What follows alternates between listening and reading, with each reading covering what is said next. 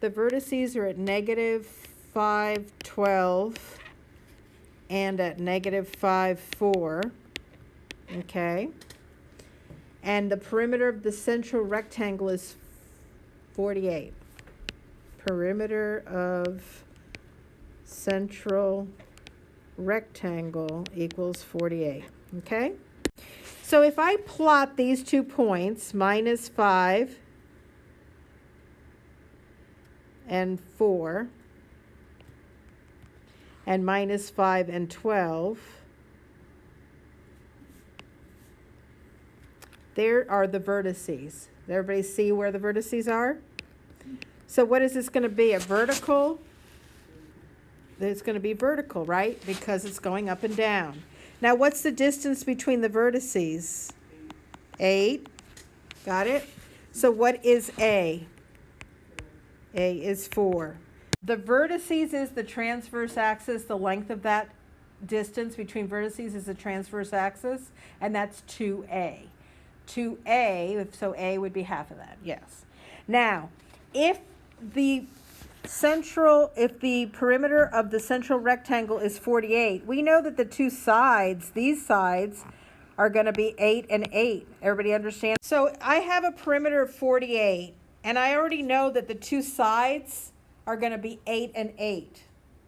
So that's 16 of it, leaving you 32. So that means this guy here has to be 16, and this guy here has to be 16. Does everybody understand that? So that means it has to go 8 out in each. Here's the center, and then it's going to go 1, 2, 3, 4, 5, 6, 7, 8, and 1, 2, 3, 4, 5, 6, 7, 8. And I find that graphing these is the easiest way to kind of tell, because I need 16 and 16 to complete my 48. Now, it's easy when you're graphing to find the center, because the center is going to be either the midpoint of these 2 points, or you can figure out who this guy is right here. So it's minus 5 up 8. So minus 5 is your H, and up 8 is your K.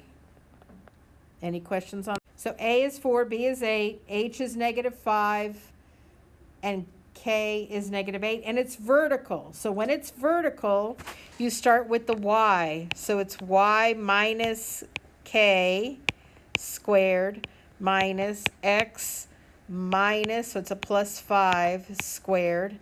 And your A squared always goes first, so that's 16, and your B squared always goes second. That's 64, and that equals 1. The first thing I'm going to do is plot these points, or you can do it algebraically. I just want to show you why. 1, 2, 3, 4, 5, 6, 7, 6. 1, 2, 3, 4, 5, 6, 7. And 6, negative 3. So if the foci are here, what do we got? Another what? Vertical one. You understand that? It's another vertical one? Yeah. So what is the midpoint of these two? We know it's 6. What's 7 plus negative 3? 4. Divided by 2? 2. So it's going to be 6, 2. The midpoint of these two is going to be the center, H and K. And since the 6 repeats, it's going to be 6. And then the average of 7 and negative 3 is going to be 2. What is the formula for foci on a vertical? Go ahead and tell me. It's going to be H, comma. H, comma, K plus C, H, comma, K minus C. Okay. So we know that K is 2. So 2 plus C equals the big guy, which is 7. So C is 5. Right? And we know B is in the other direction. If the whole conjugate axis is 6, that means I go 3 in this direction and 3 in that direction, and B is 3. And now I can find A, because A squared plus B squared equals C squared. And that's a famous triangle. A is going to be 4. So the final answer is y minus 2 squared over 16 minus x minus 6 squared over 9. get b from the conjugate axis. Conjugate axis, half of that is b. It's on your formula sheet. When you see the word conjugate axis, look at your formula sheet, and it says it's 2b, right?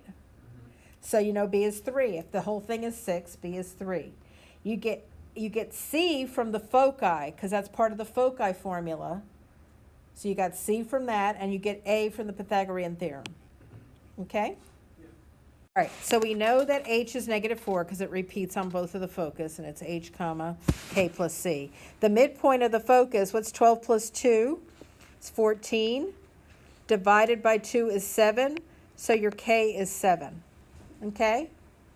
And you can either draw that -4, 12, 1, 2, 3, 4, 1, 2, 3, 4, 5, 6, 7, 8, 9, 10, 11 is right here, and -4, 2 is right here, and the midpoint is -4, 7. 3, 4, 5, 6, 7 is right here. Okay? So this is the foci, so this is, this gives you C. So K plus C equals 12. What is K? 7 plus C equals 12, so C is 5. Everybody see how we got 5? And the endpoints of the conjugate axis are -1, 7 and -7, 7. So this gives you B. What's B? 3 again. So A is 4 again, because that's the same problem as before. And we're ready to write our equation. We know this is vertical again. We start with the y minus 7 squared over a squared minus x plus 4 squared over b squared equals 1.